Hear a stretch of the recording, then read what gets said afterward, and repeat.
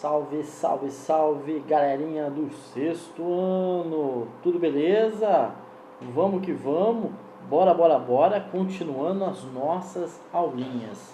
Paramos então na página 29, página 28 da nossa apostilinha, nosso caderninho número 4. Bora lá? Vamos continuando? A aristocracia se enfraquece. A administração política de Atenas variou no decurso dos séculos.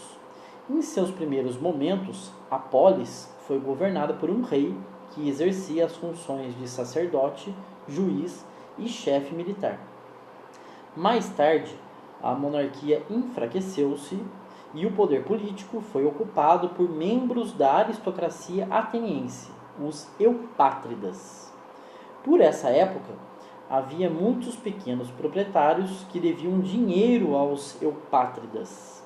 Como não podiam pagar as dívidas, os eupátridas apoderaram-se de suas terras e escravizaram muitos deles. Isso gerou diversas revoltas populares em Atenas. Ao mesmo tempo que os escravos por dívidas lutavam para reconquistar a liberdade, os comerciantes também desejavam ter acesso ao poder. Todas essas questões levaram os governantes de Atenas a promover reformas políticas na polis. Essas reformas tiveram início no fim do século VII a.C., quando os eupátridas foram pressionados e obrigados a instituir a figura do legislador. Sua tarefa era registrar por escrito as leis vigentes na cidade, tornando-as conhecidas de todos. Até então, as leis eram criadas e transmitidas oralmente, com base na tradição e nos costumes. As mudanças continuaram por mais de um século, com a aprovação de leis que enfraqueceram o governo dos eupátridas e fortaleceram o poder das camadas médias da população. Algumas dessas mudanças foram o fim da escravidão por dívidas, o estabelecimento de um tamanho máximo de terras que uma pessoa poderia possuir, a participação dos cidadãos na escolha de seus dirigentes, na elaboração das leis e na aplicação da justiça. Surge a democracia. Um dos governantes desse período foi Clístenes, que governou de 565 a 492 a.C., cujas mudanças políticas promoveram o completo declínio da aristocracia ateniense.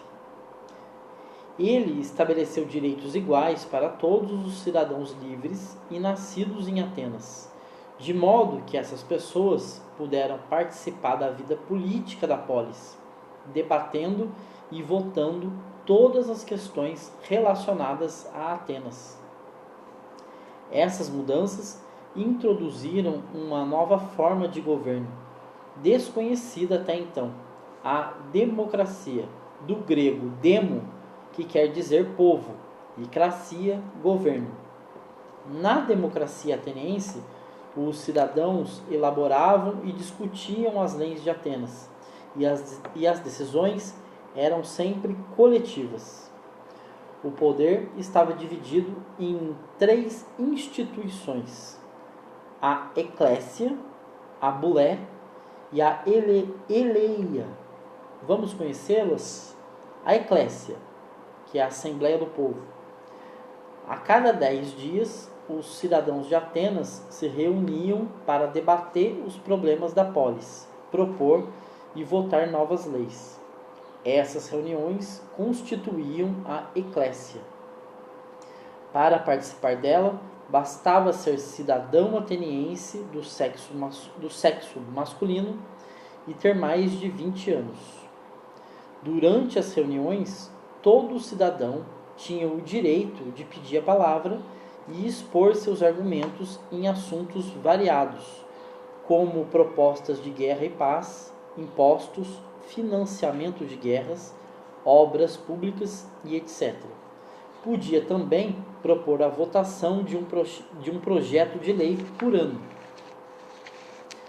A eclésia era assim, um centro de debates com poderes legislativos, ou seja, de votar e aprovar leis. Além de cumprir essas funções, ela elegia as pessoas encarregadas de executar as tarefas de governo da cidade. Essas pessoas eram chamadas de magistrados.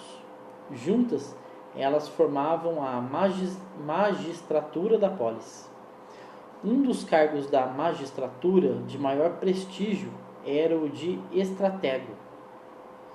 Os estrategos comandavam o exército e alguns deles dirigiam também a vida política. Bulé, Conselho dos 500.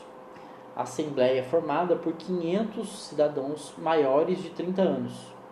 Os integrantes da Bulé eram escolhidos por sorteio todos os anos. Era uma espécie de conselho de Estado. Os membros da Bulé propunham leis e as encaminhavam para votação pela eclésia. Também cuidavam de questões relativas aos cultos religiosos e à ordem da polis. Eleia, tribunal encarregado de aplicar a justiça. Era formado por 6.000 cidadãos com mais de 30 anos. Seus membros eram escolhidos por sorteio, realizado todos os anos. Como você pode observar, em Atenas o poder estava dividido entre todos os cidadãos que decidiam na assembleia os rumos que a polis deveria tomar. Na hora de votar, bastava erguer a mão. O voto de um cidadão pobre tinha o mesmo peso do voto de um cidadão rico. E o sorteio para os cargos evitava que houvesse privilégios de escolha. Apesar disso, alguns líderes se destacavam mais do que outros, ou dedicavam mais tempo às questões relativas à cidade. Com isso, seu papel de liderança tornava-se maior e mais duradouro. Um desses líderes foi Péricles, reeleito várias vezes para o cargo de estratego durante o século V a.C. Além de estratego, Péricles era um líder político importante. Ele foi responsável por muitas mudanças promovidas na cidade nesse período. O esplendor de Atenas. Na época em que Péricles foi estratego de Atenas, a cidade se consolidou como uma verdadeira potência econômica e militar. Por essa época, a polis experimentou um período de grande esplendor cultural. Arquitetos e escultores foram contratados, templos, tribunais e mercados foram construídos. A arte da escultura também recebeu um forte impulso. É desse período a construção do templo mais famoso da Grécia Antiga, o Partenon. E você sabia? Os gregos procuravam evitar o crescimento exagerado de suas cidades. Eles consideravam que o número ideal de moradores de uma cidade era de no máximo 10.000 pessoas. Atenas, na época de Péricles, século V a.C., chegou a ter 40.000 habitantes, mas era uma das poucas exceções. Esparta, no começo desse mesmo século, tinha 8.000 habitantes. Os gregos entendiam que com cerca de 10.000 moradores era possível montar um exército em tempos de guerra. E, ao mesmo tempo, as pessoas se conheceriam entre si e teriam condições de escolher seus magistrados com propriedade. Quando o número de moradores de uma cidade crescia demais, grupos de moradores a abandonavam e migravam para uma região mais afastada, formando um novo povoado. Beleza, pessoal? Então é isso. Na próxima aula continuamos, então, na página 30. Beleza, pessoal? Espero que vocês tenham gostado dessa aula. E nos vemos. Um abraço. Fui.